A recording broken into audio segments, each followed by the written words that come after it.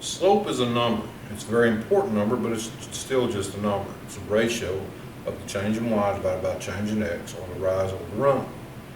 Slope controls the tilt of a line. If you have a positive slope, you're going to have a straight line that has this type of tilt. This is what's called an increasing function.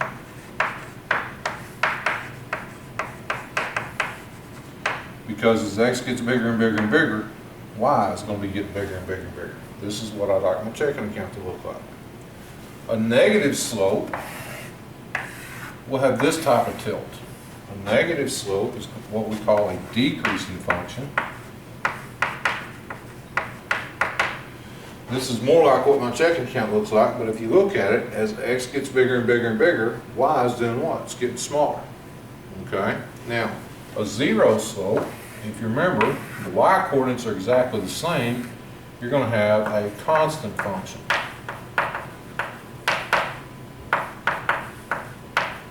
Because here it doesn't matter what x is, y is always going to be that one number, whatever that number happens to be. If you have an undefined slope, then you're not going to have a function at all, you're going to have a vertical line. And we're going to see later that tells us that it's not a function. Vertical lines are not functions.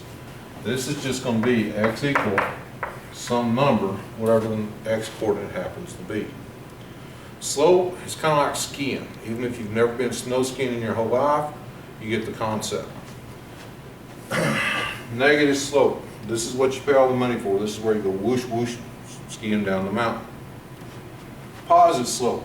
This is where you cheat and ride the lift up the mountain. If y'all are real men or women, you'd ski up the mountain. Zero slope. You didn't drive far enough if you're skiing in West Texas. Undefined slope. You went off the wrong side of the mountain. This is what you call falling. That's slope in a nutshell. Okay? Very important concept. Don't forget it.